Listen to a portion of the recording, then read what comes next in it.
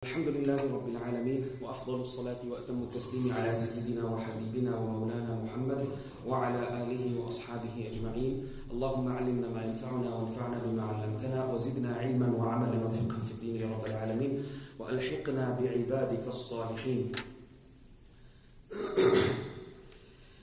After praising Allah subhanahu wa ta'ala and sending the best of salutations upon Rasulullah sallallahu alayhi wa sallam, we commence inshaAllah with the barakah of Allah subhanahu wa ta'ala on the names of Rasulullah sallallahu alayhi wa sallam found in ahadith, found in athar meaning the statements of the Sahaba, the statements of the Tabi'een, plus the names of Rasulullah found in Tawrah, Injil, Zabur and many of the previous books.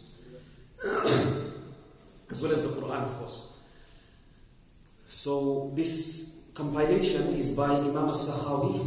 We're going through Qawlul Badee. Qawlul Badee of Imam Sakhawi. Imam Sakhawi was of the 9th century scholar.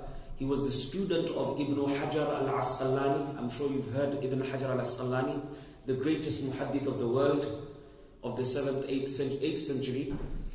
He was the student and he was, mashallah, a master of the field of ulumul hadith, a master of the field of sciences of hadith. Imam al-Sakhawi, he wrote this book on the praise of Rasulullah sallallahu alayhi wa sallam and sending salutations upon Rasulullah sallallahu alayhi wa sallam. In this book, he compiles a section, one of the chapter headings is the names and attributes of Rasulullah sallallahu alayhi wa sallam. The names and attributes of Rasulullah sallallahu alayhi wa sallam. He compiles this small portion, it's only a chapter, but inside there's approximately 430 names. 430 names of Rasulullah that's mentioned in all the narrations possible in ahadith literature. Okay? In ahadith literature possible. So, from the many books that he quotes from, I'm going to go through this really quickly as an introduction and then inshallah we'll start on the names. The main book that he refers to is Ibn Dihya. The book is called Al-Mustawfa by Ibn Dihya. Its summary has been written by Ibn Maylaq, another scholar called Ibn Maylaq. So this is probably the most comprehensive, one of the most comprehensive books on the topic, and it gives the names of Rasulullah sallallahu alayhi wa sallam in a systematic order, just like Imam As-Sakhawi does, in an alphabetic order. So from Alif to Ya, not A to Z, yeah? Alif to Ya. Many of the other scholars that wrote on the names of Rasulullah sallallahu alayhi wa sallam, Mughlata'i, one of the Hanafi great scholars of the 8th century, Mughlata'i, he said approximately there's 300 names of Rasulullah sallallahu alayhi wa sallam. Ibn al-Arabi, another great Maliki scholar, Ibn al-Arabi al-Maliki, he passed away in Fez. If you go to Fez in Morocco, you'll go and find his graveyard there. He's one of the greatest Maliki scholars that ever existed in human history. Okay, Ibn al-Arabi al-Maliki, he says approximately Allah subhanahu wa ta'ala has 1,000 names and approximately Rasulullah also has 1,000 names. Okay, the highest in print, in actual print form, the highest that we've come up to, that the scholars have been able to gather is 860. And this is by Allama Sheikh Yusuf al-Nabhani. Allama Yusuf Sheikh al-Nabhani, he on print form gathered all together all the names that he could possibly do from all the books that were written on this topic, and he wrote the name of the title of the book is Al-Asma Fima Li Sayyidina Muhammad Min Al-Asma. Okay, this is for those students of knowledge that want to get hold of this book. This is the most comprehensive book on the topic of the names of Rasulullah, and it comes approximately to 860 names of Rasulullah sallallahu alaihi wasallam. Then we have many others like Qadi Iyad, Ibn Sayyid Nas, Abu Rabi' Burhan al-Halabi. Ibn Hajar himself has got a portion from his books that he's written on the names of Rasulullah sallallahu alayhi wa sallam. One is also written by Abu Abdullah al-Qurtubi. Okay, this might be the Mufassir. This might be the well-known Mufassir al-Quran. that compiled over 300 names in poetry form. Arabs were known for poetry. They used to compile everything in poetry to make it easy to memorize all those names together at once. So this book unfortunately is not in print for the students of knowledge and for the ulama that are listening on YouTube or wherever, inshallah. Okay, inshallah. Now, some of the scholars, when they described this, when they came to this topic, they said all of these names that appear in hadith or narrations, they say these are majority of these are to do with the characteristics of Rasulullah rather than them being the actual name of Rasulullah. That we need to understand before we go on to this topic, because you'll realize here a lot of these names or so-called names attributed to Rasulullah is actual attributes. It's descriptions of Rasulullah. It's the qualities of Rasulullah. It's the characteristics of Rasulullah. Is that understood? It's the personalities of Rasulullah as well that he had. So any of which appeared in hadith, the ulama took it down and put it in the list, basically, more or less. So majority of these are the characteristics of Rasulullah sallallahu alaihi wasallam. Inshallah, let's start with the first one. The first one is Al-Abarru Billah. Al-Abarru Billah. It means the one who does the best with Allah. The one who, anything that he does to the utmost best. Okay? Utmost best of his ability. Next one, Al-Abtahi. Abtahi. Now, this book that I'm going to give you, it's going to be on page, I don't have the page written down, page 96, 95, so it's going to be 94, page 94. You can find it on the PDF that I link it on my link bio, inshallah, on the YouTube channel, Sheikh Zamil Hussein. If you go there, inshallah, I'll give the book, the whole PDF that I'm going through. Now here, I had to go through the actual Arabic in order for me to come up with, because there's a lot of mistakes in the English. Loads and loads of mistakes in the English. And once you transliterate anything, it becomes really problematic. You don't know if it's a sin or a sad or a ta or a ta, or there's so many other issues, yeah? There's so many other issues. So here I had to go through the actual Arabic. The actual Arabic is made, revised and edited by my Sheikh, who is in Medina. Allahu Akbar, his age is probably over 90 now. Sheikh Muhammad Awwama, the muhaddith of the world. Okay? There's no muhaddith on his level, on his caliber in the world. Hands down. Okay, she is Shaykhul Muhaddithin at the moment, okay? If you want to put it to that name or title. They don't like these titles, no one likes these titles. None of those sheikhs of that caliber love these titles because of their humility and humbleness.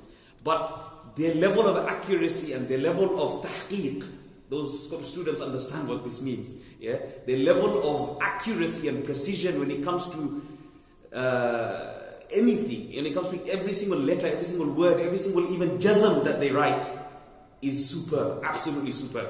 Okay, and his sheikh was Sheikh Abdul Fattah Abu Ghudda, who was even more well known to Saudi as well as Egypt as well as Syria. Okay, all of them are Syrians. MashaAllah. Allah bless them. And Allah give him a long hayat so he can benefit us as well, more and more. And he can produce more scholars of the highest caliber, inshallah.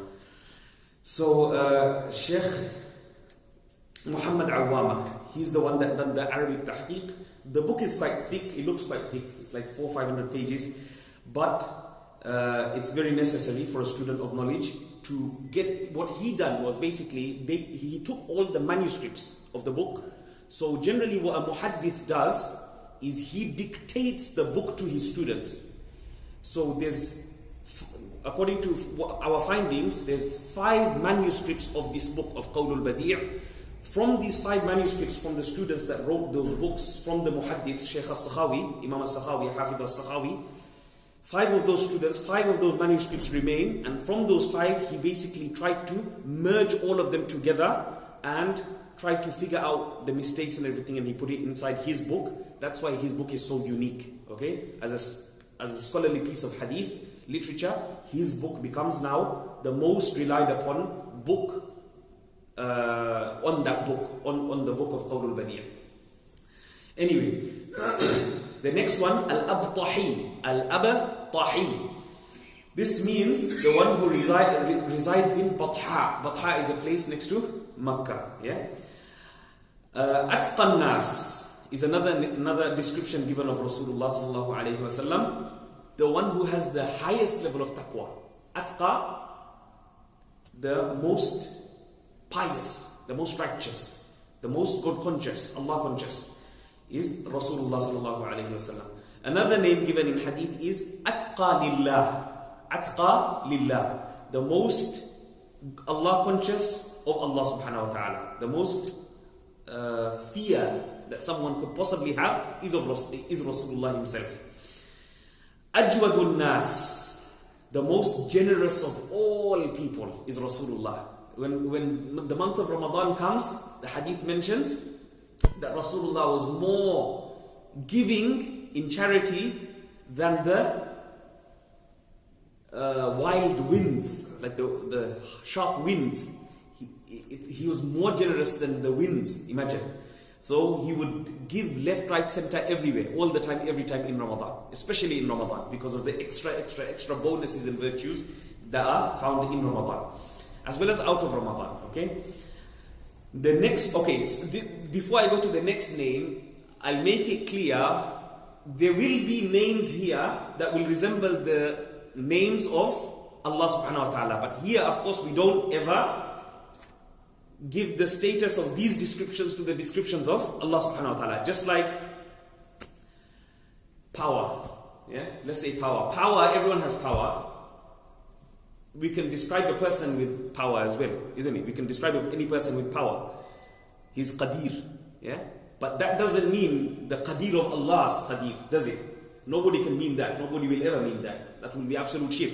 Okay? So therefore, all those names that Rasulullah has, that has been mentioned in the hadith, that come similar to that of Allah's names, doesn't mean that Allah subhanahu wa ta'ala, doesn't mean that same quality is the same of Allah. Okay? That's just to make clear. Everyone sees, Allah sees. Is Allah seeing the same as our seeing? No. Okay? Straight up no. So therefore, these qualities have a clear distinction between mankind and Allah subhanahu wa ta'ala. Allah's qualities can never ever be described through humanly capabilities. All His abilities and all His capabilities are far above our understanding. Okay? So, Al-Ahad, the one and only, the unique. Qul huwallahu ahad, we say, isn't it? But that ahad is to do with Allah. This ahad is to do with Rasulullah. This ahad it means the one and only and unique. There's no one like him on the face of the earth. No one was created similar to him. From Adam right until the last person to be born until the day of Qiyamah. Then we have Ahsanun Nas, the best of people. This is also mentioned in the hadith. Ahmad, the Mahdi's name. One of Mahdi's name will be Ahmad or Muhammad, isn't it? Ahmad or Muhammad. And this is also found in the books of the past, the Torah and the Injil, the Bible. Next one is Uhaydu ummati anin nar. Okay, this is the important thing. See here, the English is really problematic. If anyone just reads the English, he's not gonna get the right meaning here. Uhaydu ummati anin nar. The one who moves his ummah the most away from the fire. Rasulullah sallallahu alaihi wasallam says, it's as if I am holding down on your waist, on your pants, to hold you to going into the fire of Jahannam. Why? We are committing sins as if there's no next day. As if we are throwing ourselves into the fire and Rasulullah's catching us, holding us hard in order for us not to go into the fire. So, uhaydu ummati anin nar. That's number 9. Number 10, al-akhidhu bil-hujuzat. Al-akhidhu bil-hujurat. The one who kept room for his spouses. This is another sunnah, isn't it? Yeah? For the women folk to have their own apartment, if you want to say, okay, their own studio, their own kitchen. They should have separate kitchens, separate rooms. The Ummahatul Mu'mineen, all those graves that you see of Rasulullah, of Abu Bakr, of Umar radiallahu anhu, of Isa alayhi salam yet to come, and then he'll be buried there in Masjid al-Nabawi. All those were the rooms of the Ummahatul Mu'mineen, the wives of the believers. So this is al-akhidhu bil hujurat, the one who kept rooms for his spouses. Al-akhidhu as-sadaqat, the one who collects charities and gives it to the deserving. We all know this, that Rasulullah sallallahu alaihi wasallam would send out his Sahaba to go and collect the zakat and to go and collect the sadaqat as well, and to go and give it to those who are absolutely deserving. Al-Akhiru, he is the last and final of all the prophets. When we say Al-Akhiru, here it doesn't mean the Akhiru of Allah subhanahu wa ta'ala. The Akhiru of Allah subhanahu wa ta'ala is, he doesn't have a beginning, he doesn't have an end. Okay? Here it means he is the last and final messenger and prophet of Allah subhanahu wa ta'ala ever to come on the face of the earth. Now, those who make a ishkal, those who make a problem with Isa alayhi salam coming. Isa alayhi salam's coming, will he come as a prophet or will he come as a follower? He will come as a follower. He won't come as a prophet. So when he comes the next time, after Mahdi alayhi salam comes, he will not be coming as a prophet, but rather obeying the commandments of Rasulullah himself. He will become, all the Anbiya made dua to become a follower of Rasulullah due to the high virtue that is found in this ummah. Due to the high virtue specially given to this ummah, the bonuses and the extras that are given to this ummah, all the Anbiya, when they heard this, they wanted to become from the ummah of Rasulullah. Allahu Akbar. Imagine the messengers and the prophets, the highest of the high, the best of the best, wanted to become from the ummah of Rasulullah. Imagine his status, where his status is. Okay, to Allah subhanahu wa ta'ala. So al-akhir. Al-akhsha lillah. Al-akhsha lillah, the one who is most fearing of Allah subhanahu wa ta'ala, just similar to al-atqa lillah. Al-udhunu khayr, the one who hears good speech. The one who hears good speech. Rasulullah, he used to say to the Sahaba that don't come to me with all your problems, in the sense that don't come and chit chat, if you want to put it in that way, chit chat about others. Okay, I want to meet my brothers with a clean heart. I don't want to know the nitty-gritties of a certain person. Okay, when I meet a person, I want to meet a person with an absolute clear heart. I don't want to have any ill feelings or grudges towards. I don't want to have any perceptions of that person's as well. Okay, bad perceptions about another person. I want to come with a clean heart. So udhunu khair, the one who hears good speech. Arjahun nasi aqlan, the one who has the highest level of intelligence. The one who has the highest level of intelligence. There is no intelligence, because why? Rasulullah, he's been exposed to so much of the unseen that no human in history has ever been exposed to. Okay? So, not to say that it is correct to put the name of Alimul Ghaib, Ghaibi wa Shahada. This will be problematic. Okay? This will be highly problematic, because Alimul Ghaib is only Allah. The one who truly knows everything of the unseen is only Allah. But the most that has been exposed to any human being, to any prophet, to any messenger, was to Rasulullah. So Rasulullah knows much more of the unseen, of Jannah, Jahannam, and everything in between, Barzakh, and everything in between, than any other prophet that was ever sent to mankind and jinkind. Okay? Rasulullah was not just sent to humans, he was sent to jinns, he was sent to everything. He was sent to mercy to the whole, rahmatan lil alameen, isn't it? Arhamun nasi bil iyal. He was the most merciful and compassionate, kind towards his family, towards his family and relatives. Allahu Akbar. So when it comes to wrestling, do you remember the story of the one who was the champion in Arabia? Rasulullah, he basically slammed him on the floor. So the champion was so, it's like, okay, I don't want to mention any names, I'm on the mimbar here, yeah? But it's like taking the world champion and slamming him on the floor. He was so shocked out of his mind, he said, do this again, let's see if you can do me again. Rasulullah slammed him again, the second time. Just to prove that Rasulullah himself, we find in many narrations, he had the strength of over 40 men. Over 40 men. So, this champion, he was shocked and he made shahada. He made shahada and he said, I believe in Rasulullah. I believe in Allah, I believe in Rasulullah. He made the shahada. He became, because he was so shocked. He was completely shocked. He's like, there's no one that I know that is more powerful than myself. I'm the most strongest here. Okay? So here, when it came to outside, when it came to warfare, when it came to jihad, when it came to the place where strength and vigor was needed, he showed his strength and vigor. Okay, he was the best of the best, he was the most courageous, he was the most vigorous. But when it came to his family and when he came to his children, he was the most arhamun nas. Okay, arhamun nasi bil iyad. He was the most compassionate and kind. Ashja'un nas, the most brave of all people was Rasulullah sallallahu alayhi wasallam. This is another name. Another name given to Rasulullah found in the descriptions of Hadith, Al-Asdaqu fillah. Al-Asdaqu fillah, the one most truthful to Allah subhanahu wa ta'ala in all matters. Al-Asdaq in the Hadith is a Sadiqul Masduq. Sadiqul Masduq, the most truthful of all those, from all those that are truthful. Rasulullah is the Sadiqul Masduq. And in that hadith, why it mentions Sadiqul Masduq? Because in that hadith it talks about the ghaib, the unseen, things which no human has seen.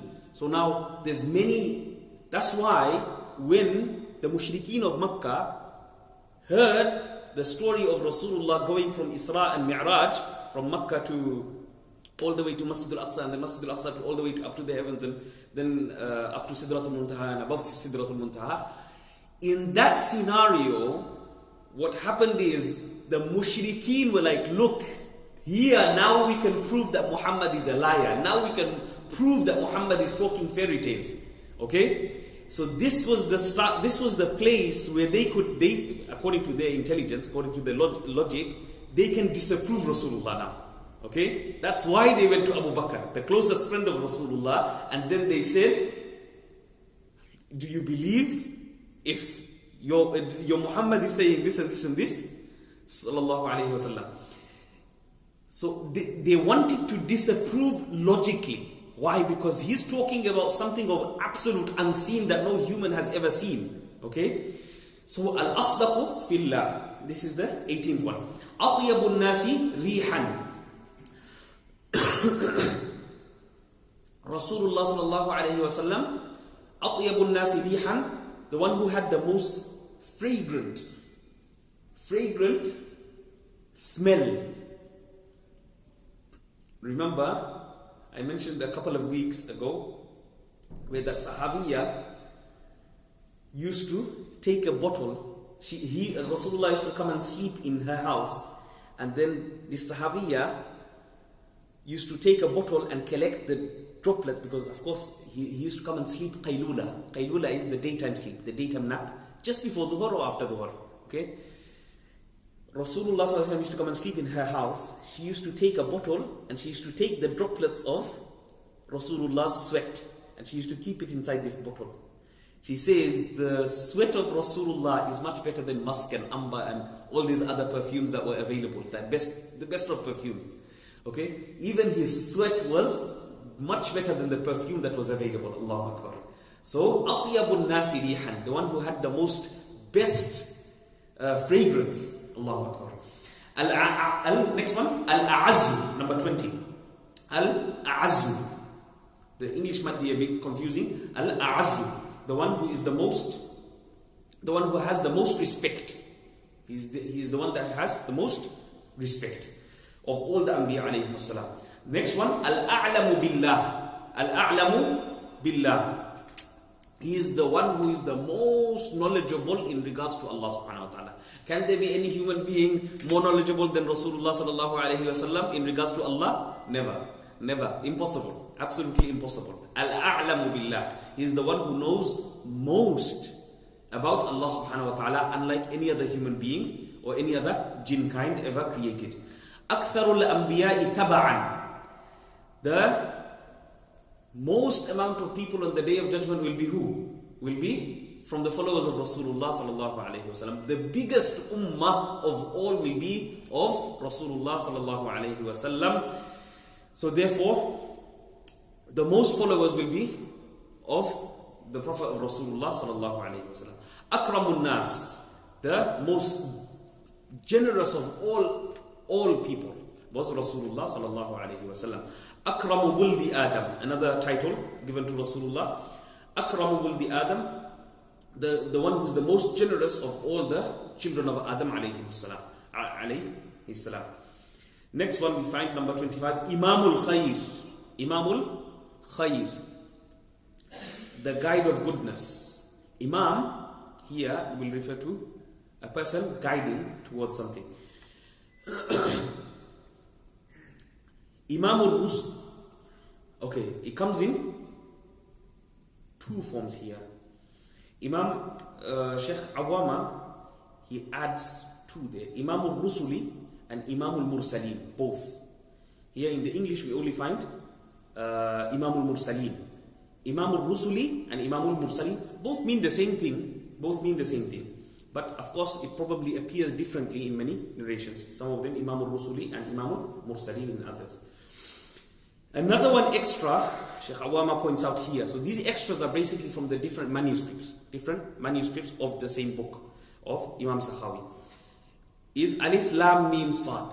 Alif Lam Mim Sad and all the huruful muqatta'at in the Quran we don't know the meanings of. Some of the Sahabas, they said the meaning of certain, like for example Yasin, or for example Tasin, or for example Alif Lam Mim Sad that we have in front of us now, are the names of Rasulullah. Okay?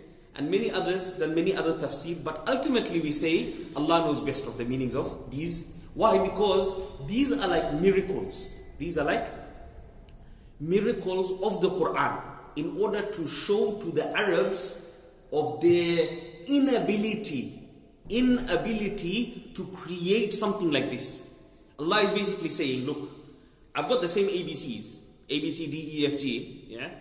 And I'm compiling a book that you Arabs will never be able to do, or any other human being until the Day of Judgment. That's the challenge of the Quran. Okay? So here when Alif Lam Mim comes, or Alif Lam Mim Sad comes, or Alif Lam Mim Ha Mim Ain Sin Qaf, this is Ha Mim Ain Sin Qaf is coming also. This is also one of the names of Rasulullah, probably found in one of the narrations. This is to prove to the Arabs that look, I'm using the same Arabic alphabets, but at the same time you guys can't produce what I've produced here. So I'm giving you an open challenge to come and produce something like this with your same alif ba tas until yas. Do you understand? So this is the challenge of the Quran. This is why we say these huruful muqatta'at, these broken letters that we recite in the beginning of these surahs, these are like the meaning is only known to Allah subhanahu wa ta'ala because these are miraculous in their nature. In order to disapprove the Arabs of their of making up like the alphabets.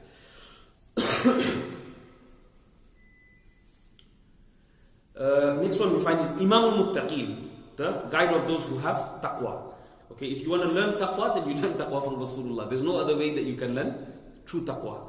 Okay, Imamul Nabiyyin, the Imam of, the guide of all the Nabiyyin. Why? Because of Masjid al-Aqsa, because of Palestine. There's no place on the face of the earth that all the Anbiya alayhimus salam were gathered together in one place on land. There is no land more blessed than Masjid al-Aqsa. Why? Because all the Anbiya prayed behind Rasulullah sallallahu alayhi wa sallam. This is why he is Imamul Nabiyyin. Imamul Nabiyyin is the Imam of all the prophets. Another one comes Al-Imam, just Al-Imam. Okay? The guide, the one and only guide. Al-Amiru bil-Ma'ruf, another name, another title of Rasulullah. The one who commands good. Al-Amin. Number 31.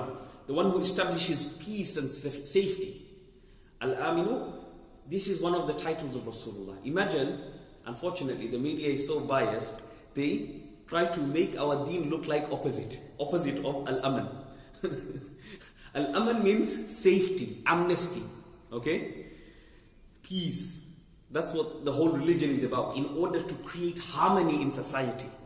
If there's disharmony, if there's no harmony, if there's absolute chaos, like what's happening now in our society, unfortunately, whether it's families, whether it's societies, whether it's whole country as a whole, in so many aspects, then the whole thing's just going to collapse. The prison system's collapsing, the hospitals are collapsing, everything's collapsing. Okay? Why? Because there's no true peace. So, here, the one who establishes peace, Al-Aminu. Amanatu ashabihi. Amanatu ashabihi, this is another one.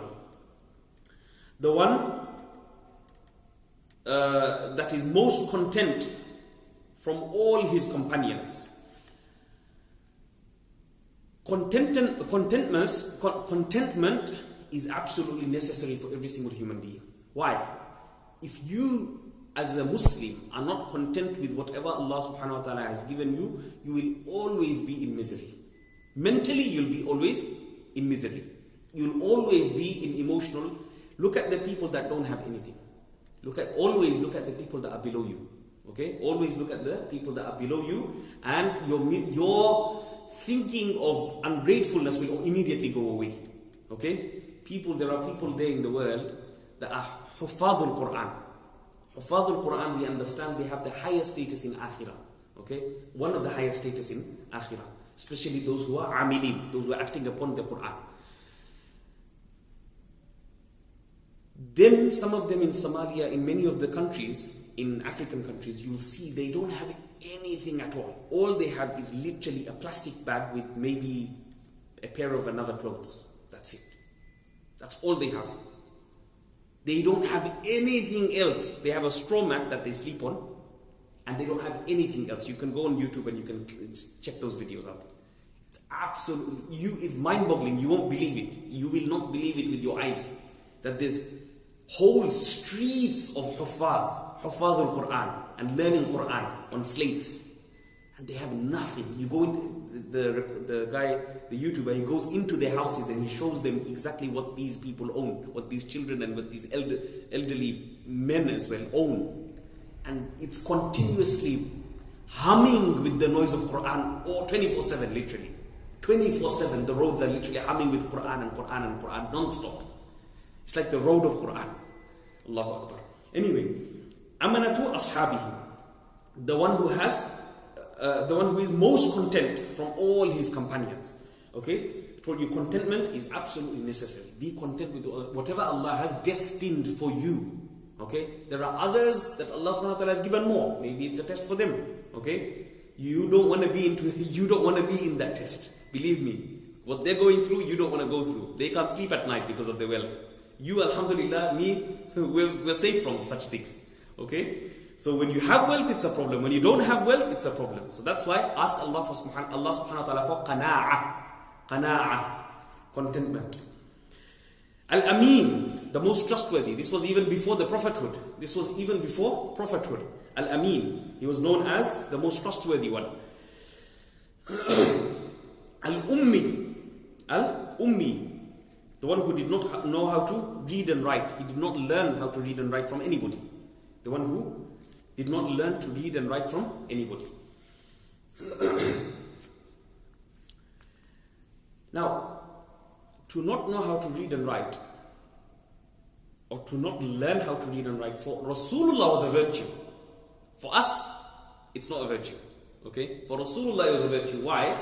In order to take any misgivings about Rasulullah learning from some Jews or some Christians and him coming up with his own book. Is that understood? So it takes that whole misconception away that he maybe learnt it of someone else. All this information, he learnt it of someone else and he came up with it in his own language. Okay?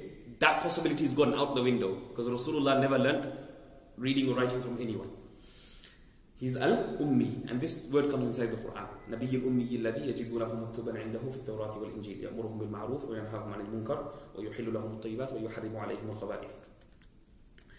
Next one, أنعم الله. أنعم الله, the one who has attained the most blessings of Allah subhanahu wa ta'ala. The Nabi which has given, a person might think, oh, but Sulaiman and Dawood alayhi salam, they were kings and they were prophets, so they must have been given much more blessings than Rasulullah. It doesn't mean in the financial way, it doesn't mean in the worldly way. But Rasulullah has been given many blessings which none of the other prophets have been given. Okay? And if you look at it as a whole, so certain prophets, just because they were given, it's like the Sahaba. You know, in Sahaba, when you read the biographies of the Sahaba, or when you go in the Hadith literature, and when you read like the virtues of certain Sahaba, you think, wow, you know, Ali radiallahu anhu, he was like this. Zubayr radiallahu anhu, he was like that. Talha radiallahu anhu, he was like this. Hudayfa radiallahu anhu, he was like that. You see these qualities, but these qualities you must understand in their correct perspective. Okay? That quality dominated that person. He was known for that quality. Do you understand? Like Hamza. When you think of Hamza radiallahu anhu, what do you think? Lion. Yeah? That's the only thing that comes to your mind. Because he was a hunter of lions. Okay? He was vigorous, he was a warrior, he was fearless. Literally. He was fearless of anything or anyone. No one could challenge him in a one-to-one combat. It just wouldn't work. He's fearless. So, likewise, when you find those qualities, it doesn't mean that just because of that one quality, he's an all-rounder. Like Abu Bakr radiallahu anhu, he was an all-rounder. Okay? That's why Rasulullah said that all the 8 gates of Jannah is open for you. So overall, Rasulullah had much more blessings than any other prophet that was sent to mankind. Al-awwalu wal-awwalu wal-akhir wal-zahir wal-batin is for Allah subhanahu wa ta'ala. This doesn't mean al-awwal, okay? This means the first that brought the message of salvation. The first that brought the message of salvation. Awwalu shafi'in. The next, number 37. Awwalu shafi'in. The first person to intercede on the day of judgment, when all the Anbiya will fail and they will be literally horrified and terrorized by the situation of the Qiyamah. Now imagine if the Anbiya are in that state. If the Anbiya alayhimus salam on that day, there will come a point when even the Anbiya will be scared of themselves. That would I be able to avail myself and go into Jannah because of the horror of that day. Now imagine the normal people like us. What will happen to us? Okay? If the Anbiya are trembling in fear and shivering in fear out of what's going to happen, what will happen to us? Okay? There will come different points in Qiyamah. Of course, later on, after that point of severe wrath and anger of Allah, there will come points where the mercy will overtake. Even on the day of judgment, the mercy of Allah subhanahu wa ta'ala will overtake. That's why Rasulullah in that hadith, he mentions that 100 from the 100 portions, if you could possibly divide Allah's mercy can never be divided, okay, in any portions. Okay, no amount of portions you can divide of the mercy of Allah subhanahu wa ta'ala. But if there was such a thing, then Rasulullah gave us a way of example for us humans to understand. Then from the 100 portions of mercy of Allah subhanahu wa ta'ala, He kept 99 for Qiyamah. Just specifically for the day of Qiyamah. And that one portion is given as the mother for the child. The mother, the immense love that she has for her child, the immense mercy that she has for her child. This is that one portion is all the mercy that we see in this world, basically, of all human beings that show mercy to one another, or all, even animals that show mercy to one another as well. It's only one portion of the 100 portions of Allah subhanahu wa ta'ala. Awwalu shafi'in, the one who will be the first to intercede on mankind's behalf, on his ummah's behalf. Rasulullah will fall into sajda. Allah subhanahu wa ta'ala after some time will say, Irfa' ra'sak sal tu'ta. Raise your head and ask for whatever you may. You will be given. You will be granted. Rasulullah's one plea will be, continuous plea will be, ummati, ummati. I need to save my ummah from the hellfire. I need to save my ummah from the hellfire. And Rasulullah will be given again and again and again and again and again until the last person who said La ilaha illallah Muhammadur Rasulullah with true conviction from his heart, believing in Allah, believing in Rasulullah, even that last person will be taken from Jahannam to Jannah eventually. So Rasulullah will continue to intercede non-stop on the day of Qiyamah. Awwalul Muslimin. Another title given to Rasulullah is Awwalul Muslimin.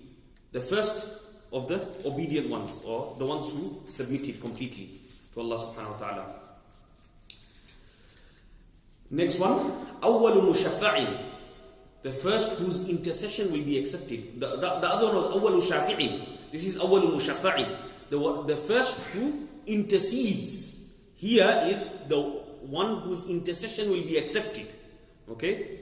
Anbiya alayhi salam, I told you, will fail.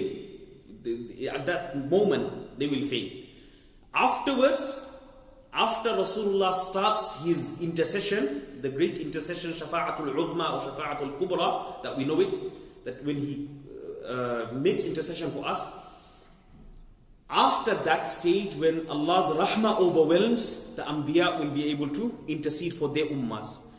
The ulama and the awliya will be able to, the friends of Allah subhanahu wa ta'ala, the ulama that are pious ulama, the righteous ulama, they will also be, and the hufadhul Quran, as we mentioned in hadith, they will also be able to intercede on their behalf of their families and their relatives and their friends and everything.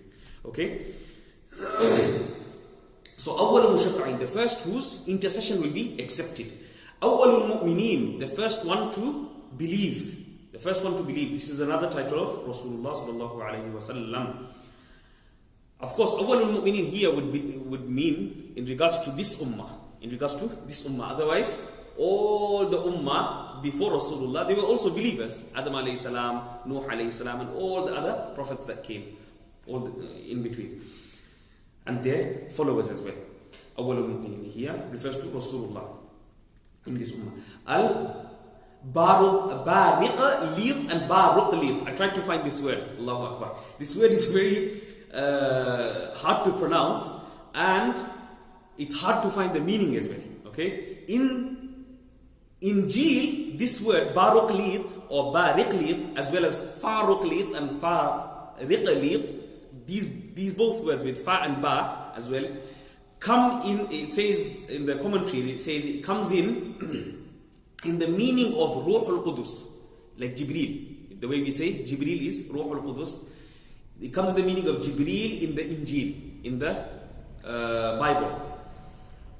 In Latin, it means helper and intercessor. Okay, but the true meaning of this is hamd and shukr. Hamd and shukr. Hamd and shukr means praising Allah subhanahu wa ta'ala and thanking Allah subhanahu wa ta'ala. This is the true meaning of baruqlit or faruqlit. It comes in the word fa as well.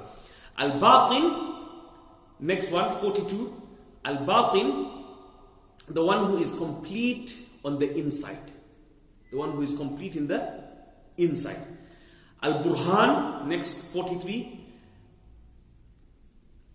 The one who has established proof of Allah subhanahu wa ta'ala and the deen of Allah subhanahu wa ta'ala. Why? Because Rasulullah, for his prophethood, there's a book approximately Dalail al-Nubuwwah of Imam al-Bayhaqi, approximately 7 volumes. In there, you know, a lot of people want to know about the mu'jizat of Rasulullah, miracles of Rasulullah. What were the miracles of Rasulullah? The greatest miracle was Quran, that we all know, okay? But there were so many miracles of Rasulullah in so many different instances in his life, after prophethood and before prophethood as well. Imam al-Bayhaqi, he gathers all of them together in one place, from all the hadith literature possible together in one book. And that book is approximately 7 volumes. It's a very big book.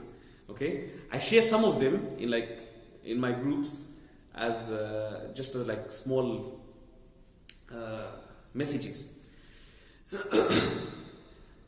But Imam, whoever wants to study it as a student of knowledge, that's the most comprehensive book written on that topic of miracles of Rasulullah sallallahu alaihi wasallam. Other scholars wrote on that topic as well, like in the books of Seerah. In the books of Seerah, you find detailed accounts of all the miracles of Rasulullah sallallahu alaihi wasallam listed. Al-Batil.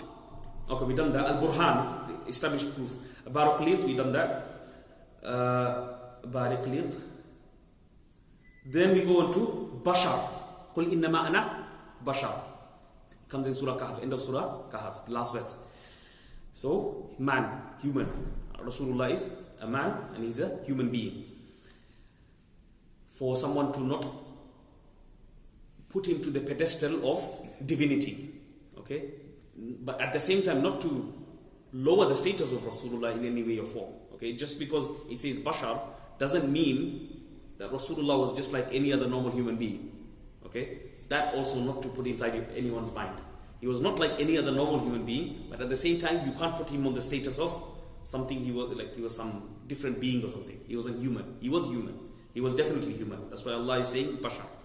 Qul innama ana Bashar. Say, O Muhammad, that verily I am a human being. I am a man.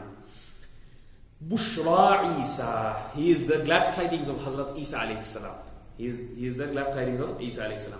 Bashira wa Nabira comes inside the Quran various times, isn't it? Bashira wa Nabira. Rasulullah is sent as a giver of glad tidings and a giver and a warner. And a warner. Nadir means warner. Bashir means giver of glad tidings, giver of good news. Basir, Al-Basir. Al-Basir is also the name of Allah subhanahu wa ta'ala, isn't it? Here, Al-Basir, again, is not referring to Allah subhanahu wa ta'ala. The one who sees with great detail. This is what it means by Rasulullah sallallahu alayhi wa sallam. In those who are not praying well, Rasulullah sallallahu alayhi wa sallam said, I have eyes in front and I have eyes at the back as well. So I'm seeing exactly what you're doing in salah as well. Okay? So Rasulullah sees like none other. Al-Biyanu. Al-Biyanu. Not Bayanu. Al-Biyanu with a kasra. With a zer on the bar. The one who speaks clearly and eloquently. The one who speaks clearly and eloquently. Another name comes as Al-Balighu. The one who is the most eloquent of all mankind. Al-Balighu. Next one comes, number 50, Al-Bayyinatu. Inshallah, we'll stop in. Let's give another 15 minutes, inshallah. And then we'll stop, inshallah. I wanted to go through as many as we can, and then we'll continue, inshallah, next lesson. I'm going to Turkey next Tuesday. So, we will not have a lesson next week, but the week after. Okay? Not next week, the week after, inshallah. We'll continue with the names of Rasulullah sallallahu alayhi wa sallam. Let's try to do a bit more, inshallah. Al-Bayyina. Al-Bayyina, the one who has enlightened proofs. Bayyina comes inside the Quran many times, okay? Maybe not in this context of Rasulullah, but in the sense that Rasulullah, he is sent from Allah subhanahu wa ta'ala with proofs to mankind in order to establish that Allah's existence firstly, and number two, the miracles that are given to establish the truth, to establish the Quran, to establish Rasulullah's messenger, his prophethood. Number 51, At-Tali Tadhkira, or in Sheikh Awama's book he separates both of them, At-Tali and At-Tadhkira separately. A patron who advises. Tadhkira is generally admonishing someone. Admonishing, advising, okay, all come in those meanings. At-Taqiyyu and At-Tanzilu. Here again, Shaykh Awama separates both of them, At-Taqi and At-Tanzil. Here the author joins both the names, At-Taqiyyu At-Tanzilu. The one who makes others fear the revelation. If you join it together. And if you make it separate, then At-Taqi means the one who's abstinent. The one who stays away from all evils and harms. And At-Tanzil refers to something coming down, which is referring to the Quran here. وَإِنَّهُ لَتَنزِيلُ رَبِّ الْعَالَمِينَ نَزَلَ بِهِ الرُّوحُ الْأَمِينُ عَلَى قَلْبِكَ لِتَكُونَ مِنَ الْمُنذِرِينَ. The revelation came to Rasulullah. Therefore, his name is also can be in the form of Tanzil. Tihami, the one who resides in Tihama, a place. Thani Yathnain, in the Quran it comes. Thani Yathnain idhuma fil ghar. Again, this is a quality, this is a title, this is not a name of Rasulullah, but they included this in the titles that are given to Rasulullah. Thani Yathnain, the second of the two. Who is the second of the two? The second of the two with Abu Bakr radiallahu anhu, isn't it? That was inside the cave with Rasulullah, hiding away from the mushrikeen of Makkah that wanted to assassinate Rasulullah sallallahu alayhi wa sallam. Number 55, Al-Jabbar. Al-Jabbar. Jabbar is also the name of Allah, isn't it? Here, Jabbar doesn't mean the Jabbar of Allah subhanahu wa ta'ala. Rather, the one who joins broken hearts, the one who overpowers the enemy. Comes in both those meanings. The one who joins broken hearts and the one who overpowers the enemy. That's why when we make dua, we say, Ya Jabbar. Especially when it comes to His might, His glory, His power. Isn't it? Ya Jabbar. Otherwise we say Ya Hannan, Ya Mannan, isn't it? Ya Hannan, you all compassionate, all kind, all merciful. Ya Rahman, Ya Rahim, Ya Dhal Jalali wal Ikram, all the possessor of majesty and generosity. We say with all those words of rahmah, words of ease. Next one, Al-Jaddu. Here he says Al-Jiddu in English. Jiddu is wrong. Al-Jaddu. The one who strives. The one who strives. Al-Jawadu. This is another title of Rasulullah, the most generous. We spoke about this. Al-Jawad, the word is different, but the attribute is similar. Many of these, the attributes are very similar. Hatimu, the one who is decisive in matters. Remember I don't remember which battle it was. Rasulullah, he didn't want to go into that battle. But the Sahabas decided to go. In that case, Rasulullah, he wore his armor. Don't remember the exact which battle it was. But Rasulullah, he wore his armor. Then they felt bad. The Sahaba, they felt bad. They came back to Rasulullah and they said, we are sorry, we apologize for our opinion. We didn't want you to force you out to go for this battle. Because Rasulullah wasn't a Rasul of Harb. He said, when it comes to Harb, yes, be firm. If you're at that moment, when it's established that both parties are there, then be firm. At that moment, be firm. Otherwise, don't wish to meet the enemy. Okay, don't wish to meet the enemy. Now here the Sahabas, they displeased Rasulullah in a certain way. But they came back apologizing because they understood their mistake. Here Rasulullah sallallahu alaihi wasallam says, when a Nabi dons his armor, he does not take it off. Okay? This is the braveness of Rasulullah, and this shows that when you take a matter and when you decide on a matter, you do not change. You do not change. He is very decisive in what he does and what he instructs. That comes to mind. Hatim. Hashir. The one who will gather the people on the plains of resurrection. Hashir can also be for Allah subhanahu wa ta'ala. Okay? But here meaning all those, the whole mankind will be gathered together on the plains of resurrection. Hafiz, the one who protects the laws, here referring to the boundaries of Allah, the boundaries of tilka hududullah, the boundaries and the limits which Allah subhanahu wa ta'ala has set. If Allah subhanahu wa ta'ala has said khamar is haram, intoxicants are haram, khalas, this is where our red line is. There's no way that you can surpass it. If Allah subhanahu wa ta'ala has said zina is haram, then everything that leads to zina is a red line. Okay? There's no way that you are allowed to chat. There's no way that you are allowed to look. There's no way that you are allowed to stare. There's no way that it can become permissible unless you do it in the lawful way. Okay? So, this is the hudud. He is hafidun li hududillah. He is the one who protects and safeguards the limits set by Allah subhanahu wa ta'ala. If it is haram, it is haram. You cannot step above and beyond. This will become transgression. Just like we say trespass. The Israelis are trespassing every single day, occupying more areas and more areas and more areas. Where's Hamas in West Bank? There's no Hamas. There's no such thing as Hamas. Okay? Resistance become terrorist. How does resistance become terrorist? Does that even logically make sense?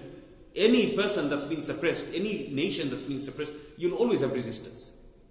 Because the occupying party will always be in the wrong. Will always be in the wrong. Anyway, Hakimu bima arahullah. The one who decides according to the intended meaning of Allah, intended given intent of Allah. That's why when Rasulullah says, he doesn't say out of his own will. When he does, he doesn't do out of his own will. He gives it with when the thumbs up is given from Allah, from Jibreel, this is when he decides on a matter. Okay?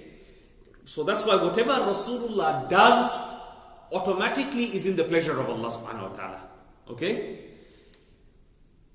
مَنْ يُطِعِ الرَّسُولَ فَقَدْ أَطَاعَ اللَّهِ. In that verse, Rasulullah is said that whoever obeyed Rasulullah has already obeyed Allah. Has already obeyed Allah. So he is hakimu bima arahullah. That he is the one who decides according to what Allah subhanahu wa ta'ala intends. Okay? Whatever he does is always in the pleasure of Allah subhanahu wa ta'ala. He never goes against the pleasure of Allah subhanahu wa ta'ala. If he does a human mistake, this is something different. Okay? Many people nowadays, unfortunately, from Saudi and many other countries, they have the belief that Rasulullah, astaghfirullah, even to think of this is really misunderstanding, problematic. The aqidah is problematic. Ulama have discussed this in great detail in all the books, majority of the books of aqidah. Okay? Rasulullah is ma'soom. One of the names of Rasulullah is ma'soom. We're going to go through that name inshallah as well. Ma'soom means he is sinless. What does sin mean? Sin is something that you do intentionally.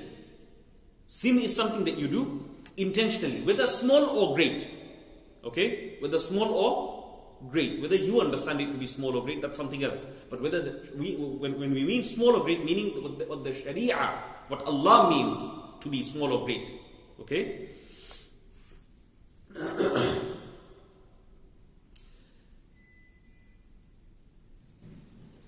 Now, we, Aqidah Ahlul Sunnah wal Jama'ah, we believe Rasulullah to be absolutely ma'soom from all sins, because no Anbiya, like they have inside their old scriptures, the Bible and everything else, all the fabricated stories that they have against the Anbiya. This is absolute disrespect. This is absolute dishonoring the status of these Anbiya alayhi salam. These are all false allegations. Absolutely false and wrong. Completely wrong. Okay, this can never be believed in. When all these slurs and slanders that are attached to these Anbiya inside their books, these books, we clearly know these are absolutely wrong. Okay, we clearly know these are false. These are red flags. That's why inside the Quran, you will never ever find a derogatory way that the Quran speaks about any of the Anbiya. Look at all the 25 Anbiya that are mentioned inside the Quran. None of them are spoken in a negative way. None. Not from the beginning to the end. You can check the whole Quran from the beginning to the end. We believe in all the Anbiya. Isn't it? We believe in all the Anbiya. آمن الرسول بما أنزل إليه من ربه والمؤمنون كلنا آمن بالله وملائكته وكتبه ورسله. Okay?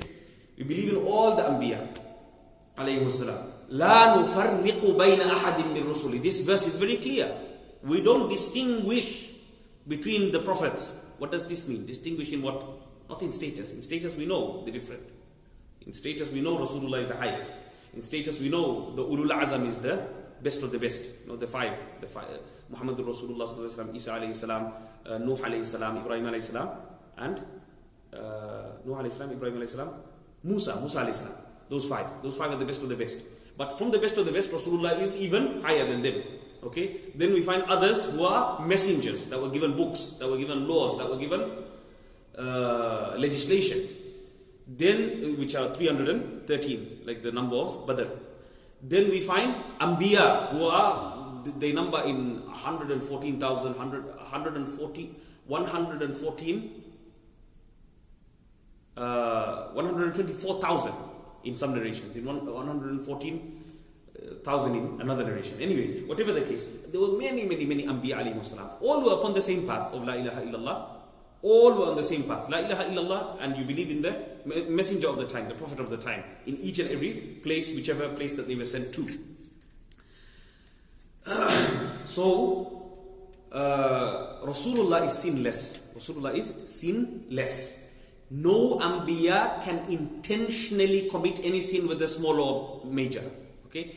They can make human judgment mistakes. That's possible. They were humans. This is something that we have to agree and we have to understand, even logically. They were humans. They made mistakes in human things. They could not make mistakes in wahi. Do you understand? Otherwise, you completely abolish the reason why they were sent as prophets. Do you understand? You totally negate the reason why they were sent and chosen and selected by Allah to be the guide of the ummah. Why would the person be given, why would Allah select someone who he knows is going to go against his own instructions? Is this possible? This is not possible. This is basically, you're going to blame Allah afterwards. If he makes a mistake, then basically you're saying that Allah made a mistake by choosing him. Do you understand the gravity of this, the severity of this? This is dangerous. To claim to any Nabi that any Nabi is sinful is problematic. Highly problematic. This can never be. All the Anbiya are ma'soom.